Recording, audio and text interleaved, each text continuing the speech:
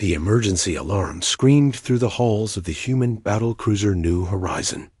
Commander Alex Morrison ran down the metal corridor, his boots making loud sounds on the floor. He had been sleeping when the call came in. Something big was happening. Alex reached the bridge and saw Captain Lisa Parker standing near the main screen. Her face looked worried. The bridge crew worked at their stations, pressing buttons and checking readings. Everyone moved fast, but stayed calm. "What do we have?" Alex asked as he walked up to Lisa. "Unknown signal coming from deep space," Lisa said. "It's not human. Lieutenant Jake Sullivan is trying to figure out what it means." Jake sat at his station, wearing big headphones. His fingers moved across the controls as he tried to clean up the signal. Strange sounds came from the speakers. It sounded like music mixed with crying. "Captain, I think I got something," Jake said. He turned to face them. "It's a message. But it's not in any language we know."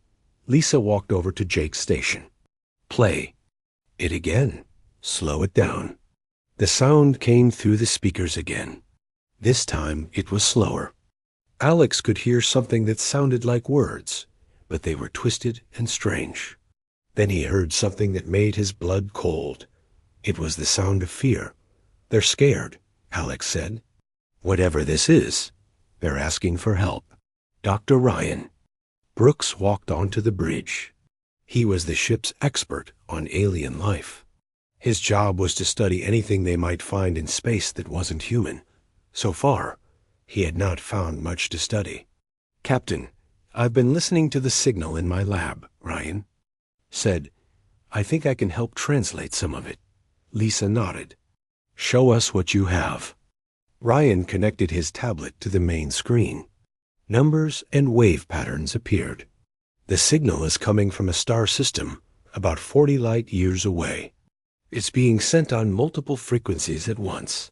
That means they really want someone to hear." "Can you understand any of it?" Lisa asked. "Some parts," Ryan said. "They keep saying the same word over and over. It sounds like help in their language. And they mention something called the Ravager Horde." Alex felt his stomach drop. Any group called the Ravager Horde sounded like bad news. Jake worked on his controls again. "Captain, I think I can boost the signal. Maybe we can hear it better." "Do it," Lisa said. The sound came through the speakers much clearer now. Alex could hear what sounded like many voices talking at once. They sounded desperate. One voice became louder than the others. It spoke in a rhythm like it was reading something important. "That's their leader," Ryan said. "He's making an official request." The alien voice kept talking. Ryan listened carefully and typed notes on his tablet. After a few minutes, the signal ended. "Well?" Lisa asked. Ryan looked at his notes. "They call themselves the Valdari. They live on a world called Nexus Prime. Something called the Ravager Horde is coming to destroy them. They're asking any warrior species to help them fight." "Warrior species?" Alex asked. "They think some species in the galaxy are good at fighting." Ryan explained. "They want those species to help protect them." Lisa crossed her arms. "How long do they have?" Ryan checked his notes again. "From what I can understand, maybe 3 or 4 weeks. The Ravager Horde moves from world to world. They destroy everything and then move on to the next planet." "What can the Valdari do to defend themselves?" Lisa asked.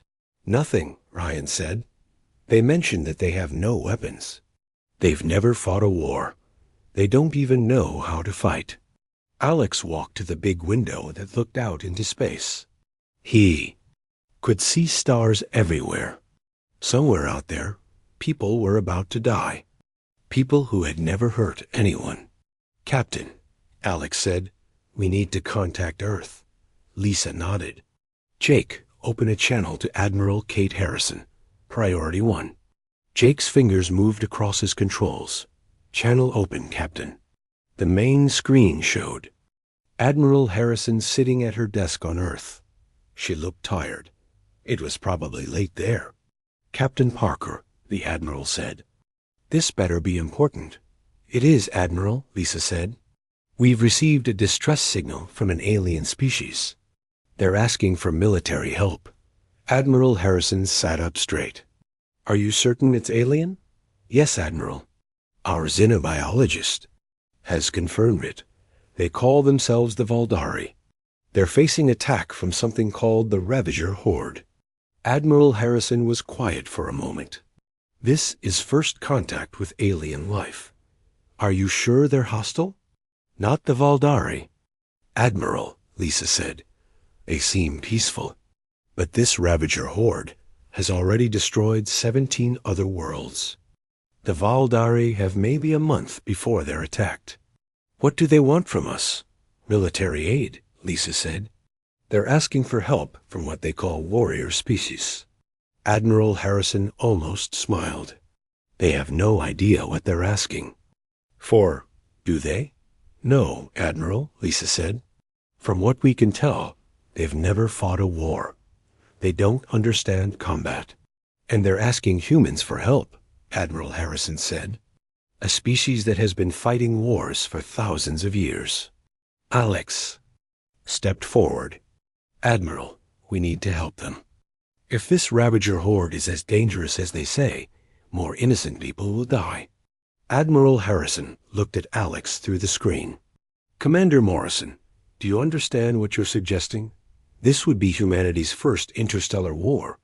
Yes, Admiral, but these people need help, and we're the only ones who can give it to them. Admiral Harrison was quiet for a long time. I'll contact President Davis. Keep monitoring that signal. If anything changes, let me know immediately. Yes, Admiral, Lisa said. The screen went dark. The bridge became quiet, except for the normal sounds of the ship. Captain, Jake said, I'm picking up more signals. The Valdari are sending the same. Message to different parts of the galaxy. Any responses? Lisa asked. Some, Jake said, but they're not good. Most species are telling the Valdari to evacuate their world. A few said they would take refugees, but no one is offering to fight. Lisa looked at Alex. It looks like we might be their only hope. Alex nodded. Then we better not let them down. The New Horizon continued moving through space toward the Valdari signal. In the distance, stars twinkled like tiny lights. Alex wondered how many of those stars had worlds full of people, and he wondered how many of those worlds would be next. If the Ravager Horde wasn't stopped, the message from the Valdari played again through the speakers. Even though Alex couldn't understand the words, he could hear the fear and hope in their voices. They were counting on someone to save them. They just didn't know that someone was coming from a world where survival meant learning to fight. Admiral Kate Harrison walked into the emergency meeting room on Earth. The room was full of important people. Military leaders, scientists, and government officials sat around a large table. Everyone looked serious. President Claire Davis sat at the head of the table. She had been president for 3 years, but she had never dealt with anything like this. Alien contact was something they had planned for, but actually having it happen was different. Admiral Harrison, President Davis said, tell everyone what we know. Kate stood up and pressed a button. The lights dimmed and a holographic display appeared above the table. It showed a map of nearby star systems.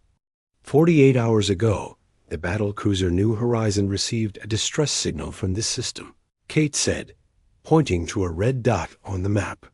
The signal came from an alien species calling themselves the Valdari. Dr. Ryan Brooks appeared on the main screen. He was still on the New Horizon, but the video connection let him join the meeting. The Valdari are asking for military help, Ryan said through the screen. They're facing attack from something called the Ravager Horde. From what we can understand, this enemy has already destroyed 17 other worlds. General Pete Rogers, head of the army, leaned forward. "What do we know about this Ravager horde?" "Not much," Ryan said. "The Valdari descriptions are limited. They seem to be a species that travels from world to world, consuming everything and then moving on. They use both biological and mechanical technology." "Like a swarm," said Colonel Ben Hayes, the tactical expert. "They overwhelm their targets with numbers." Ambassador John Carter, who handled diplomatic relations, spoke up. "Have we been able to establish direct contact with the Valdari?" "We're working on it," Ryan said. "Their language is complex, but we're making progress. Lieutenant Jake Sullivan has been able to set up a basic communication link." President Davis looked around the table. "What concerns me is that we're talking about going to war with an unknown enemy to protect people we've never met." "With respect, Madam President," said General Rogers, "that's what we do. We protect people who can't protect themselves." "But these aren't people," said Secretary of Defense Helen Gray. "They're aliens.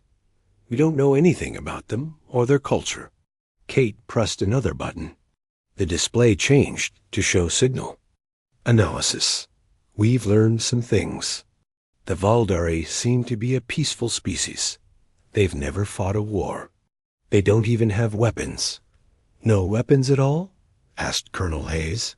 "From what we can tell, no," Ryan said from the screen. "They have defensive shields and evacuation procedures, but no offensive capabilities. They don't understand military tactics or combat strategy." Ambassador Carter shook his head. "Then how have they survived as a species?" "Their world seems to be very peaceful," Ryan said. "They've never needed to fight. They've focused on science, art, and philosophy instead of warfare." General Rogers stood up. "That explains why they're asking for help from warrior species. They know they can't defend themselves." "But do they know what they're asking for?" President Davis asked. Kate smiled slightly. "No, Madam President, they don't.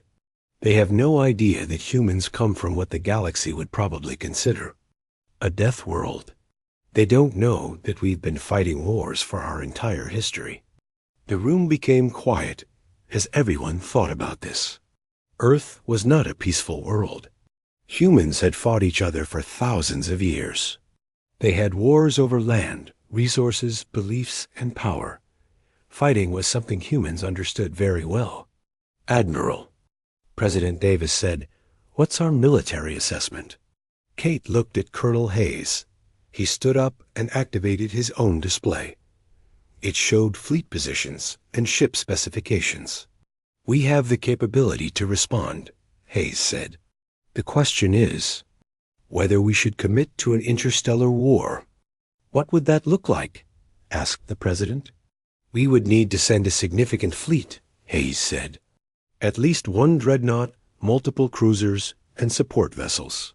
We're talking about maybe 50 ships total." General Rogers whistled. "That's a lot of firepower for a first contact situation." "It might not be enough," Hayes said. "We don't know how powerful this Ravager horde is. They've destroyed 17 worlds. That suggests they're very dangerous." Ambassador Carter leaned forward. "What about trying to negotiate with them? Maybe we can find a peaceful solution. From what the Valdari have told us, the Ravager horde doesn't negotiate," Ryan said from the screen. "They just consume and move on. They're not interested in talking." Secretary Gray spoke up. "What if we're walking into a trap? What if this is some kind of test or trick?" "That's possible," Kate said. "But the distress signal seems genuine. The Valdari are clearly terrified." President Davis was quiet for a long moment. Everyone waited for her to speak. "Dr. Brooks," she said, "can you establish better communication with the Valdari? I want to talk to them directly." "Yes, Madam President," Ryan said. "Lieutenant Sullivan thinks he can set up a real-time translation system within a few hours." "Good. Do it. I want to hear what they have to say before we make any decisions." 3 hours later, the communication link was ready. The main screen showed a strange but beautiful alien face. The Valdore leader had skin that looked like crystalline eyes that seemed to glow with their own light. "I am High Counselor Vex," the alien said through the translation system. The voice sounded musical but sad. "Thank you for responding to our call for help. I am President Davis of Earth," she replied. "We want to understand your situation better. Our world is peaceful." Vex said, "We have never known war. But the Ravager Horde comes for us. They have destroyed so many worlds, so many innocent people." "What exactly do you want from us?" President Davis asked. "We ask for warriors to defend us," Vex said. "We have contacted 17 other species, but none will fight. They offer to take refugees, but they will not stand and fight." "And you think humans are warriors?" "Are you not?" Vex asked. "Your signal shows you have many ships with weapons. You must be a warrior species." President Davis looked around the room. The other humans were all thinking the same thing. The Valdare had no idea what they were asking for. "Yes," President Davis said finally, "we are warriors, and we will help." "You," Vex's crystalline face seemed to brighten. "You will come to our aid?" "We will come," President Davis said. "But understand this. When humans fight, we fight to win. Completely." "I do not understand," Vex said. President Davis looked directly at the alien leader. "You will." Fleet Admiral Tony Miller stood on the bridge of the dreadnought, Freedom's Edge, and watched the largest human fleet in history prepare to jump to hyperspace. 67 ships floated in formation around his flagship. Each ship was loaded with enough weapons to destroy a small moon. "Admiral," Captain Nick Anderson said over the communication system, "all ships report ready for jump." Tony looked at the tactical display. The fleet was organized into 3 battle groups. The heavy cruisers Relentless and Stormbreaker led the first group. 12 destroyers made up the second group.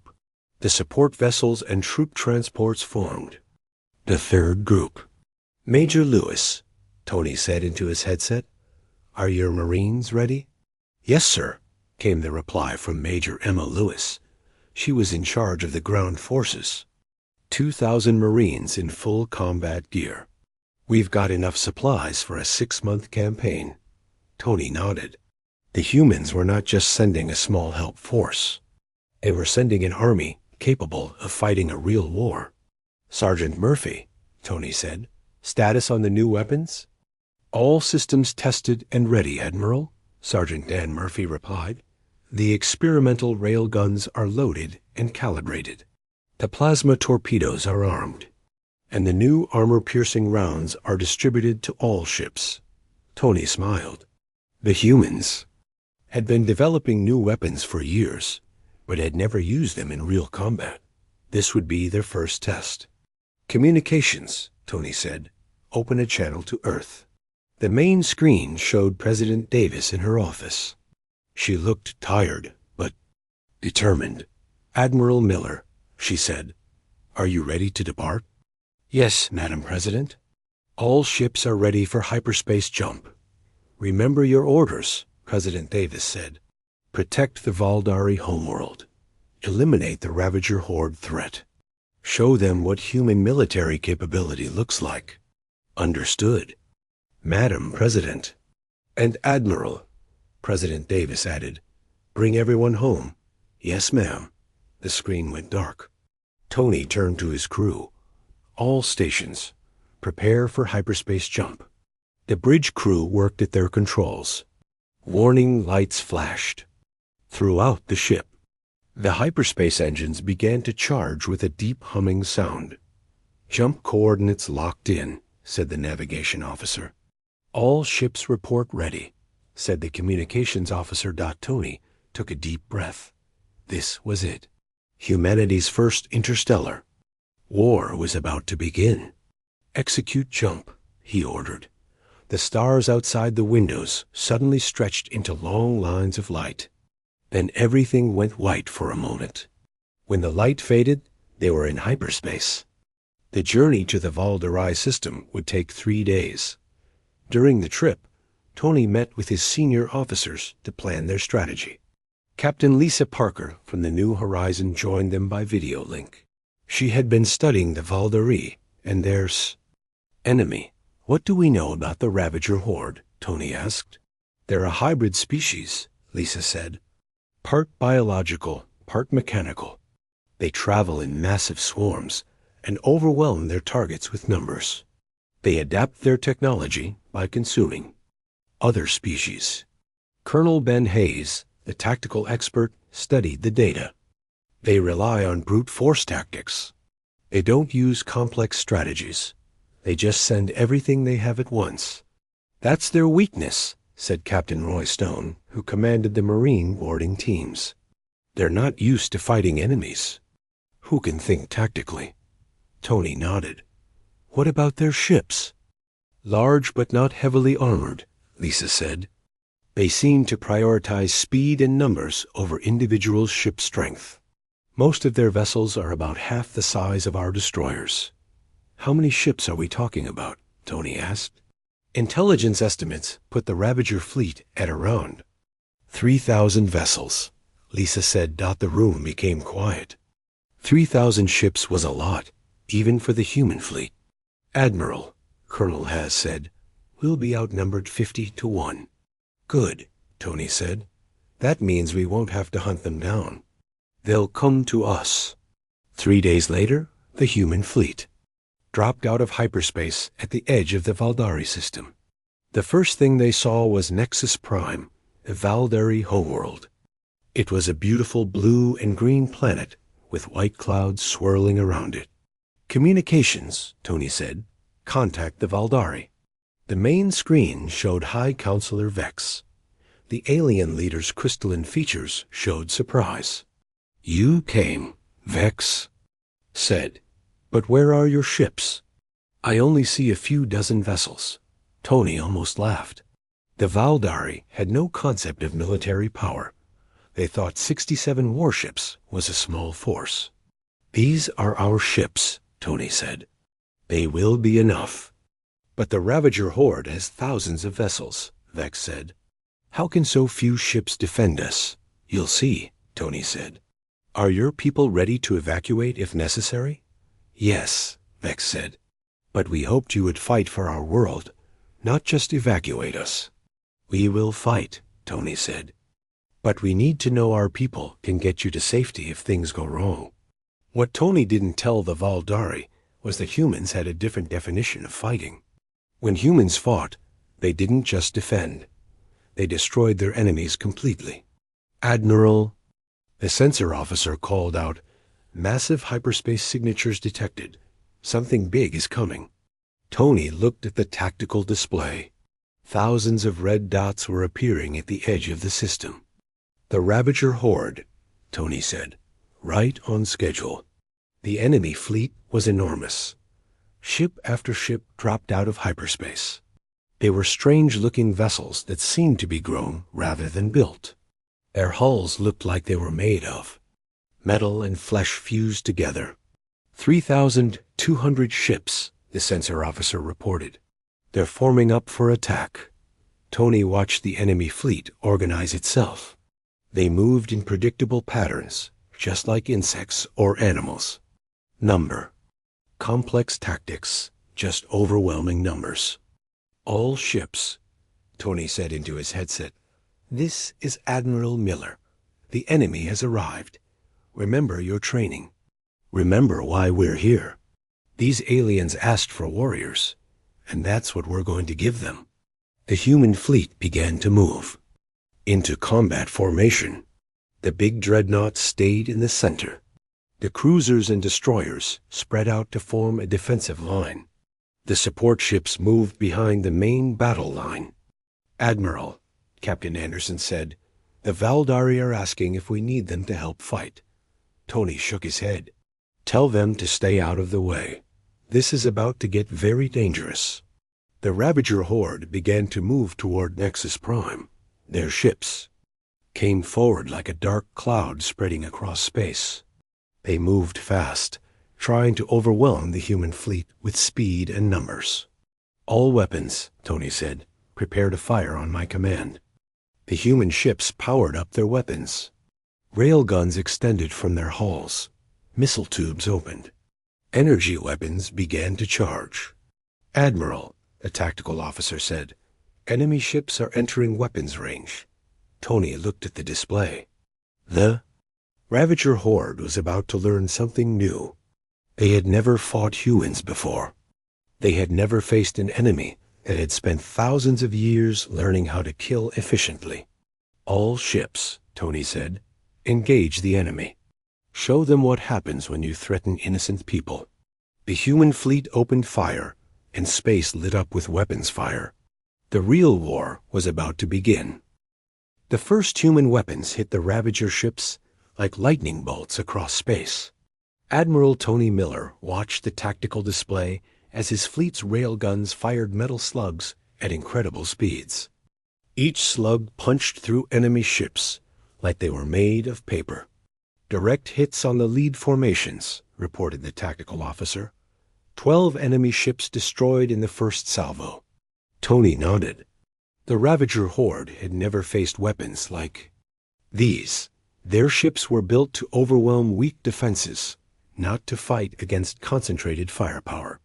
"Admiral," Captain Nick Anderson called from his scout ship, "the enemy is changing formation." "They're trying to surround us." "Let them," Tony said. "All ships, execute pattern Delta. Draw them into the kill zone."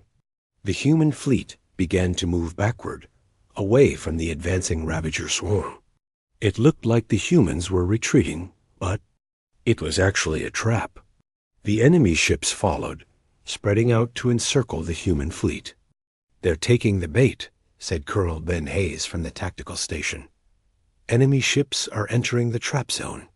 Tony watched as thousands of Ravager ships moved into the space between the human fleet and the planet.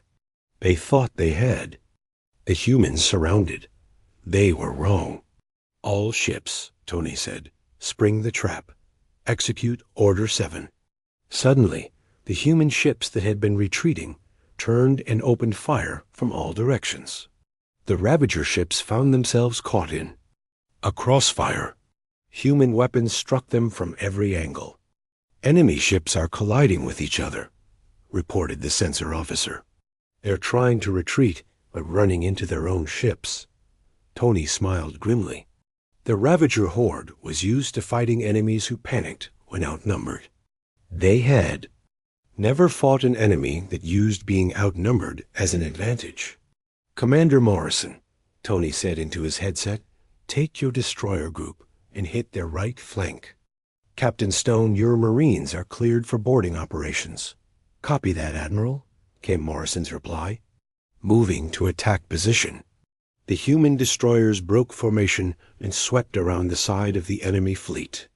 Their weapons fired continuously as they moved, destroying dozens of Ravager ships. Meanwhile, Captain Roy Stone led his Marines in small assault ships toward the largest Ravager vessels. The enemy ships tried to shoot down the Marine transports, but the small human ships were too fast and too well armored. "We're going in," Stone said over the radio. "Cutting through their hull now." The Marines used plasma cutters to burn holes in the enemy ships. Then they poured through the openings, fighting their way through corridors that seemed to be alive. The Ravager ships were part machine and part living creature, and they tried to digest the human intruders. "This is weird," said one Marine over the radio. "The walls are trying to grab me." "Keep moving," Stone replied. "Find their command center." On the surface of Nexus Prime, the Valdari watched the battle through their telescopes. High Counselor Vex stood in the observation dome with his advisors. They could see the flashes of weapons fire in space above their world. "I don't understand," Vex said to his science advisor. "The human ships are so few, but they're winning." "The humans fight differently," the advisor said. "They don't just defend. They attack and destroy. But how can they be so effective?" Vex asked, The Ravager horde destroyed 17 worlds. Those worlds didn't fight back, the advisor said. They just tried to defend themselves.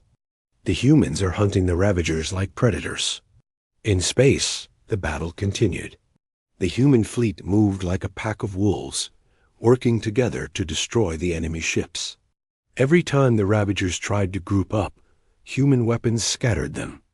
Every time they tried to retreat, human ships cut off their escape. "Admiral," reported Major Emma Lewis from the Ground Defense Force, "some enemy ships are breaking through toward the planet." "How many?" Tony asked. "About 50 ships. They're trying to land troops on the surface." Tony switched to the planetary defense frequency. "Major Lewis, you are cleared to engage. Show them what human ground forces can do." The Valdari watched in amazement as human soldiers deployed around their cities. The humans wore powered armor. That made them look like metal giants. They carried weapons that fired explosive shells and energy beams. When the first Ravager landing ships touched down, they released swarms of creatures that looked like metal spiders with claws. The creatures were fast and deadly, designed to overwhelm defenders with numbers, but the human soldiers didn't panic. They formed defensive lines and opened fire with disciplined volleys. Their weapons cut down the spider creatures by the dozens. "They're not running," said a Valdari observer. "The humans are not running away." "No," said Lex. "They're advancing." The human soldiers moved forward, pushing the Ravager creatures back toward their landing ships. They used tactics the Valdari had never seen before. Some humans provided covering. Fire, while others moved to better positions. They worked together like parts of a machine. "This is impossible," said one of the Ravager creatures over a captured communication device. "The defenders are supposed to flee. Why do they keep fighting?" Back in space, the battle was turning into a complete victory for the human fleet. The Ravager ships were being destroyed faster than they could retreat. Their formation had broken apart completely.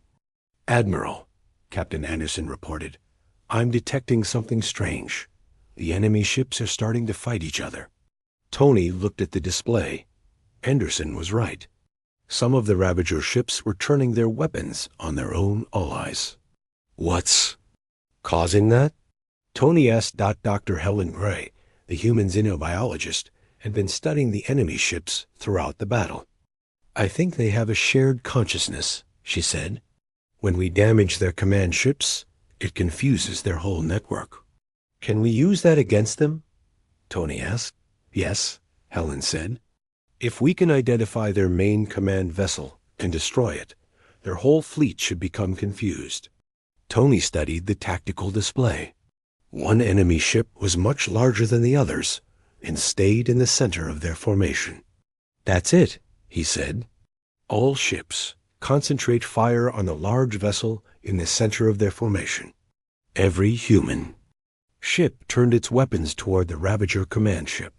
Railguns, missiles, and energy weapons all fired at once. The massive enemy vessel tried to defend itself, but it was too late. The command ship exploded in a brilliant flash of light. Immediately, the rest of the Ravager fleet began to behave strangely. Ships that had been fighting in coordination now moved randomly. Some stopped fighting entirely. Others began attacking whatever was nearest, including their own allies. "It worked," Tony said. "Their network is broken." "Admiral," the communications officer called out, "we're receiving a signal from the planet. The Valdari want to talk." The main screen showed High Counselor Vex. The alien leader looked shocked and amazed. "Admiral Miller," Vex said, "your fleet has done something impossible. You have defeated the Ravager horde." "Not yet," Tony said. "We've broken their formation, but we need to finish the job. We can't let any of them escape to threaten other worlds." "You would hunt them down?" Vex asked. "Every last one," Tony said. "That's what you do with a threat like this. You eliminate it completely." The Valdari leader was quiet for a moment. "We asked for warriors," he said finally. But you are something. More. You are apex predators. Tony nodded. Yes, we are. And now you're under our protection. Admiral Tony Miller watched as the last Ravager ship exploded in a ball of fire. The battle had lasted 6 hours. When it started, the enemy had over 3,000 ships. Now they had none. All enemy vessels destroyed, reported the tactical officer. No survivors detected. Tony nodded. The human fleet had done exactly what they came to do. The Ravager horde was completely eliminated.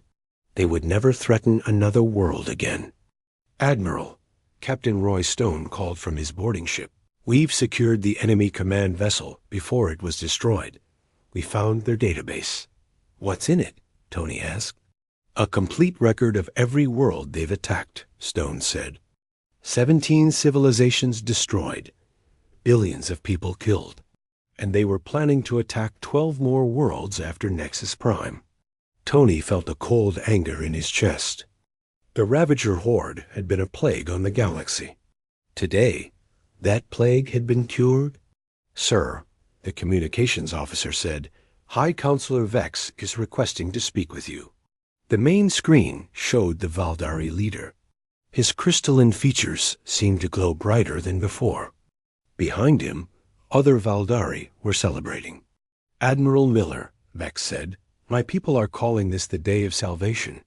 You have saved not just our world, but many others that would have been attacked next. That was the plan, Tony said. The Ravager horde was a threat to all peaceful species. They had to be stopped. But how did you do it? Vex asked. They had so many more ships than you. Tony looked around his bridge. His crew had fought brilliantly. Every human had done their job perfectly. We fight differently than other species, Tony said. We don't just defend. We hunt our enemies until they can't threaten anyone ever again. Your people are truly warriors, Vex said, but also protectors. You came here to save strangers you had never met. That's what good people do, Tony said. They help those who can't help themselves.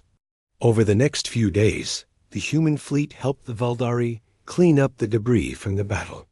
Human engineering teams worked with Valdari scientists to study the remains of the Ravager ships. Dr. Helen Gray made an important discovery.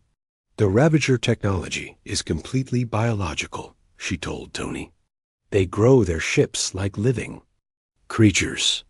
But that also makes them vulnerable to biological weapons. Could they have been stopped without fighting? Tony asked. No, Helen said. They don't negotiate or communicate. They only consume and reproduce. Fighting was the only option. Meanwhile, news of the human victory spread across the galaxy. Other alien species heard about what had happened at Nexus Prime. Many of them were amazed that someone had finally stopped the Ravager horde. Ambassador John Carter arrived from Earth 3 days after the battle.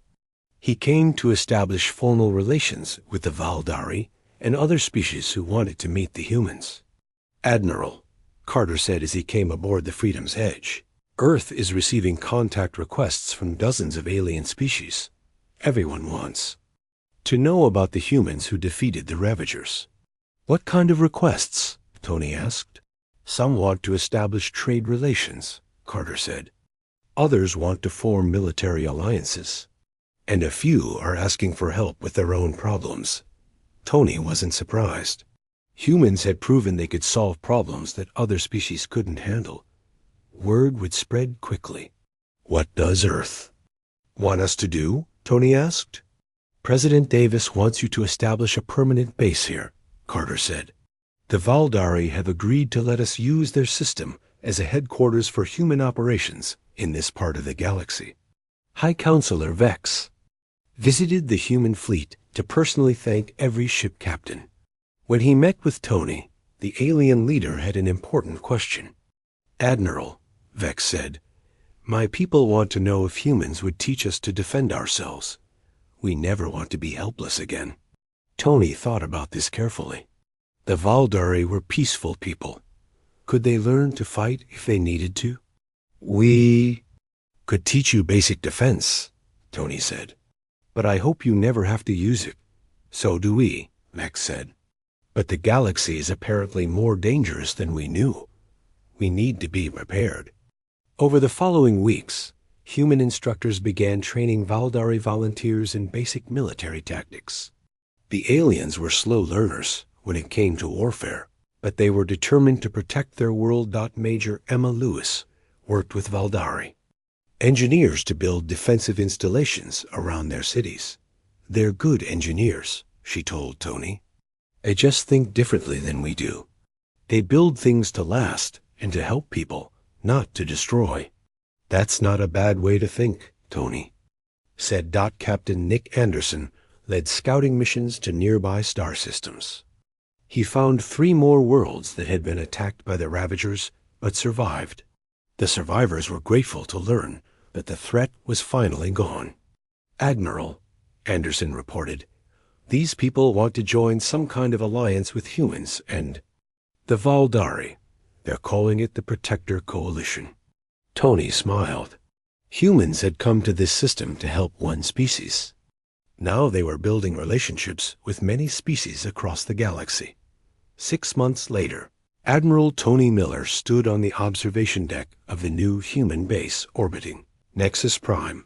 The base was a joint project between humans and Valdari. It would serve as headquarters for human operations in this part of space. Admiral, Lieutenant Commander Jake Sullivan said as he joined Tony at the window, we're receiving another distress signal. A species called the Kethany are asking for help with something called the Shadow Fleet. Tony sighed. It seemed like the galaxy was full of dangerous threats that peaceful species couldn't handle alone.